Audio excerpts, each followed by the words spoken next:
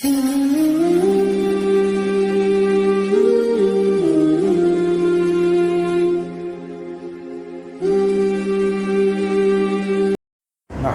ونصلي على رسوله الكريم أما بعد فقد قال الله تبارك وتعالى والفجر وليال عشر.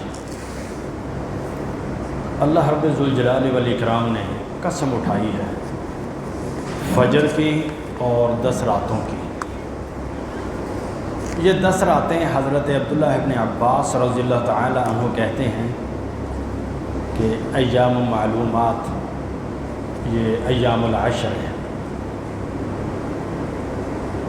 تو یہ 10 ذی الحجہ کے 10 دن جو ہیں یہ اللہ رب کائنات کے ہاں بہت ہی زیادہ فضیلت والے ہیں اور وہ دن آیا چاہتے ہیں.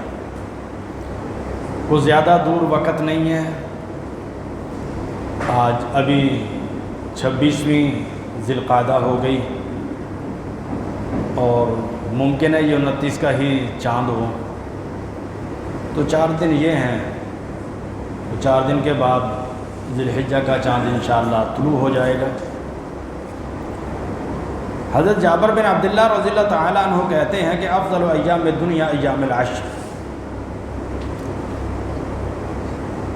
اس جہان کے جتنے بھی دن ہیں ان میں سے سب سے زیادہ فضیلت والے دن یہ 10 دن ہیں ذی الحجہ کے. پوچھا گیا کہ کیا رمضان سے بھی زیادہ ہے؟ کہنے کہ ہاں رمضان سے بھی زیادہ ہے. صرف رمضان کی راتیں زیادہ ثواب اور اہمیت والی ہیں اور ذی الحجہ کے یہ 10 دن زیادہ فضیلت اور عظمت والے ہیں. اور نبی اکرم صلی اللہ علیہ وآلہ وسلم نے فرمایا, حضرت عبداللہ ابن عباس رضی اللہ تعالیٰ عنہ بیان کرتے ہیں کہ مل عمل فی ایام افضل منہا فی ھذا. ان دنوں میں کیے ہوئے عمل سب سے زیادہ افضل ہیں, ان سے زیادہ بڑھ کے کوئی اور دن نہیں ہے کہ جن کے اعمال سب سے زیادہ اللہ کو پسند ہوں. پوچھا گیا قالوا ولا الجہاد, آقا کیا جہاد سے بھی افضل ہے؟ نبی اکرم صلی اللہ علیہ وسلم نے فرمایا والجہاد, ہاں جی جہاد سے بھی یہ دن زیادہ فضیلت والے ہیں.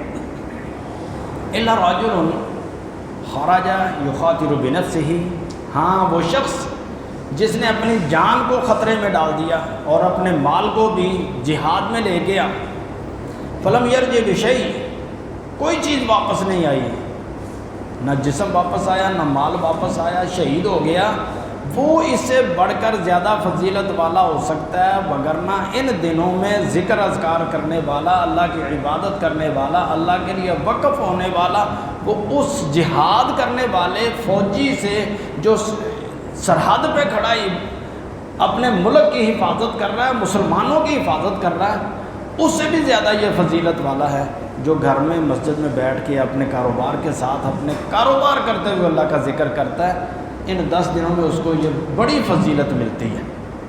حضرت عبداللہ ابن عمر اور حضرت ابو ہریرہ رضی اللہ تعالیٰ عنہ ان دنوں میں کوشش کرتے تھے کہ وہ خود بازار میں چلے جاتے. مدینہ کا بازار کتنا سا تھا, مدینہ کا شہر کتنا تھا, چھوٹا سا تو شہر تھا. آج کی جو مسجد نبوی ہے, جو اس کے باہر والے احاطے اور گراؤنڈ ہیں, یہ مدینے اس نبی اکرم کے دور کے مدینہ سے بڑھ کر ہیں. باہر کے جو آبادیاں تھیں, جو باہر کے باغات تھے, وہ بھی مسجد میں شامل کر دیے گئے ہیں. اب تو مسجد بہت وسیع ہو گئی ہے. اس وقت جو جتنی مسجد اندر احاطے کے اندر ہے, یہ بھی بڑی ہے. تو حضرت عبداللہ ابن عمر اور حضرت ابو ہریرہ وہ بازار میں چلے جاتے. بازار کیا تھا, چند دکانیں تھیں, تو وہاں پہ جاتے جا کے تکبیرات کہا کرتے تھے. کتب احادیث میں ہے کہ حتیٰ کہ بازار گونج جایا کرتا تھا, دکاندار بھی تکبیرات کہا کرتے تھے. اللہ اکبر لا الہ الا اللہ, اللہ اکبر وللہ الحمد, اللہ اکبر کبیرہ والحمد للہ کثیرہ وسبحان اللہ بکرۃ واصیلا. تو نبی اکرم صلی اللہ علیہ وآلہ وسلم نے فرمایا فاکثروا فیہن من التحلیل و تکبیر و تحمید، ان دنوں میں کثرت سے لا الہ الا اللہ کہو، اللہ کی حمد بیان کرو اور اللہ کی تکبیر بڑائی بیان کرو۔ تو ان تکبیرات میں تینوں چیزیں موجود ہیں، اللہ اکبر، لا الہ الا اللہ۔ یہ لا الہ الا اللہ توحید کا تذکرہ ہے، یہ تحلیل ہے، اور جو اللہ اکبر کہا وہ تکبیر ہے۔ اللہ اکبر کبیرہ والحمد للہ کثیرہ، یہ اللہ کی حمد بھی بیان ہوگی۔ تو لہٰذا یہ تکبیرات زبان پہ ہر وقت رہنی چاہیے۔ کاروبار کرتے ہوئے زبان ہلنے سے کوئی فرق نہیں پڑتا۔ لوگ واش روم میں بھی جا کے گانے گنگنانے شروع کر دیتے ہیں، اور یہ تو اللہ کا نام ہے۔ لوگ دوستوں کے ساتھ ملتے ہوئے ان کی زبانوں پہ نہ جانے کیسے کیسے فکرے ہوتے ہیں۔ مسلمان پاکیزہ ہوتا ہے، اس کی زبان بھی مطہر اور پاکیزہ ہوتی ہے۔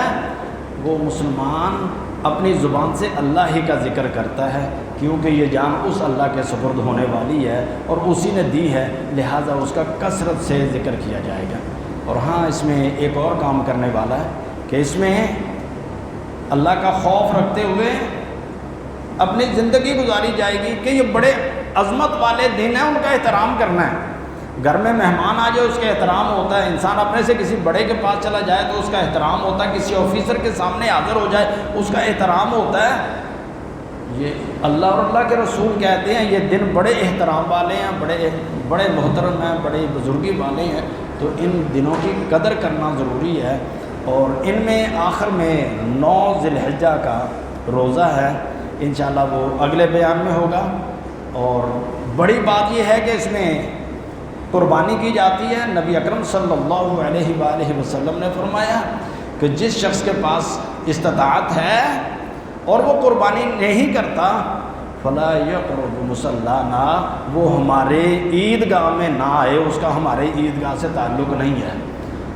لوگوں میں یہ مشہور کر دیا گیا ہے جی جس پر زکوٰۃ فرض ہے وہ قربانی کرے گا۔ بھئی بڑی عجیب بات ہے، نبی اکرم صلی اللہ علیہ وسلم نے پوری زندگی زکوٰۃ نہیں دی، پیسے نہیں تھے، دولت آتی تھی 2 دن سے زیادہ تو گھر میں ٹکتی نہیں تھی، زکوٰۃ کس پہ ادا کرنی تھی؟ تو نبی اکرم نے تو ساری عمر جو ہے قربانیاں کی ہیں، بلکہ نبی اکرم نے آخری جو حج ادا کیا ہے اس میں 100 جانور قربان کیا ہے۔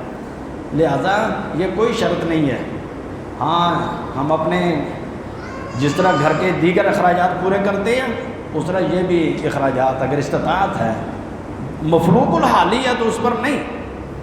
ہاں، جو دوست احباب سے قرض لے کے بھی ادا کر سکتا ہے تو اسے بھی کرنی چاہیے، کیونکہ اس کا بڑا ثواب ہے، اور اس کے ایک ایک بال کے بدلے نیکی ہے۔ بِكُلِّ شَعْرَةٍ مِّنَ الصُّوفِ حَسَنَةٌ، ہر بال کے بدلے نیکی، اور اتنی نیکیاں جو شمار سے باہر ہو جائیں، لہذا قربانی لازمی کرنی ہے۔ اللہ رب کائنات۔ ایک اور مسئلہ ہے کہ جب قربانی کرنی ہے تو جس شخص نے قربانی کرنی ہے وہ بھی، اس کے گھر والے بھی، کم از کم لازمی طور پر جس نے قربانی کرنی ہے اس پر لازم ہے، ان کے گھر والوں پر بھی ہے کہ وہ ناخن اور بال نہیں ترشوائے گا۔ یہ 1-2 دن میں اپنے بال جو مونچھوں کے ہے جس نے کاٹنے ہیں وہ کاٹ لے، جس نے ناخن ترشوانے ہیں وہ ترشوا لے، سر کے بال بڑے ہو گئے ہیں تو وہ کٹوا لیں۔ ہاں، پھر جب قربانی ادا کر لیں گے، اس کو ذبح کر لیں گے، تو ذبح کرنے کے بعد پھر سب سے پہلا کام یہ ہے کہ اپنے بالوں کو کٹوایا جائے، ناخن کاٹے جائیں، اور اس سے اس کی قربانی کا ثواب مکمل اس کو حاصل ہوگا۔ اللہ رب کائنات ہمیں اپنی ذات کے نبی اکرم کے فرامین کے مطابق عبادات کی توفیق عطا فرمائے۔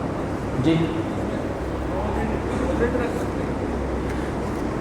روزہ 9 کا ہے، یوم عرفہ کا، 1 دن کا، تو وہ 1 دن کا نبی اکرم صلی اللہ علیہ وسلم نے فرمایا کہ 2 سالوں کا ثواب اس کا ہوگا، 1 سال جو پچھلا ہے اور 1 آنے والا، 2 سالوں کے اللہ تعالیٰ نیکیاں اس کو عطا کرتی ہیں، اس کے گناہوں کو معاف کرتے ہیں۔